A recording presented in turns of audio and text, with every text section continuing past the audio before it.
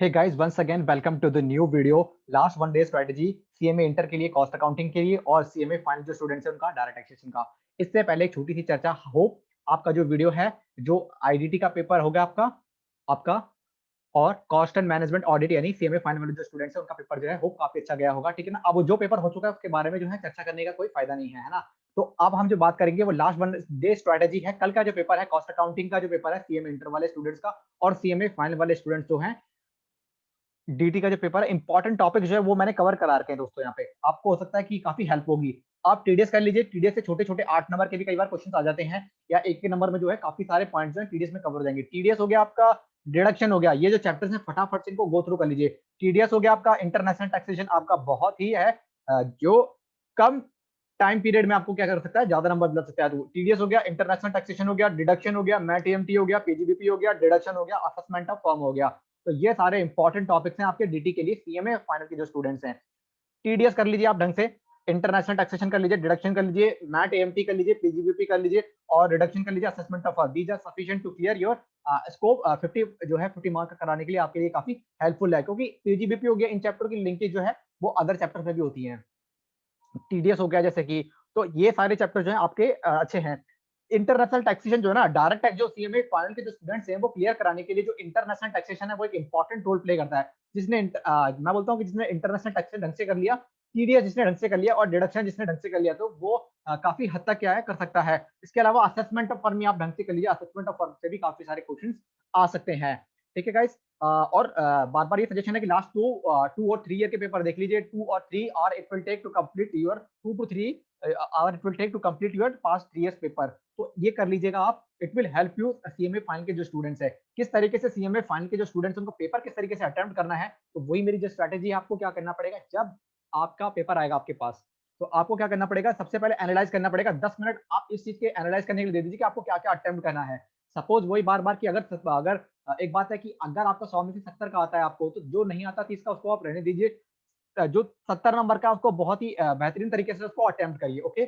फिर जब आपका रिमेनिंग पीरियड रह जाएगा, तो उसमें आप जो 30 नंबर का है, आप इतनी नॉलेज तो है सीएमए करने के दौरान आपको कि आप उसको हैंडल कर सकते हो, ये मैं जानता हूँ।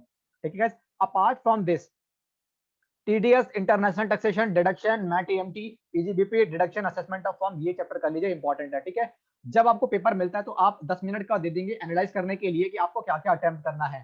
First thing. Apart from this, second thing is that आप कोशिश करिए कि जो जितने भी एमसीक्यू है आप फटाफट से उनको कर लीजिए, ताकि आपकी जो है 40% जो 40 मार्क्स का जो है ग्रुप निकालने के लिए चाहिए वो आपका सिक्योर हो जाए। और एमसीक्यू में क्या आपको समय कम लगेगा, फिर बाकी का आप थ्योरी लिख सकते हो और प्रैक्टिकल कर सकते हो। जो स्टूडेंट थ्योरी में स्ट्रांग है वो थ्योरी करे, जो प्रैक्टिकल में स्ट्रांग है वो प्रैक्टिकल करे। ठीक है। तो ये थी हमारी सीएमए फाइनल डायरेक्ट टैक्सेशन और direct taxation and international taxation के लिए strategy. Apart from this, cost accounting के जो स्टूडेंट्स हैं उनके लिए यही बोलूंगा कि जो थ्योरी है वो पास्ट 17 18 19 के पेपर की, जितने 2 पेपर होते हैं हमारे, जून और दिसंबर, दोनों पेपर में आपकी जो थ्योरी है पास्ट ईयर से कर लीजिए। Apart from this, cost accounting वाले जो स्टूडेंट्स हैं उनके लिए यही है कि आप क्या कर लीजिएगा, फटाफट से आप क्या नाम है इसका, गो थ्रू कर सकते हैं अपने हैंड रिटन नोट्स को, वो काफी आपके हेल्पफुल होंगे। क्योंकि अब अपने पास इतना समय नहीं है, कल एग्जाम है हमारे पास, तो हम पूरा स्टडी मटेरियल देख सके, तो स्टडी मटेरियल को अभी रहने देना है।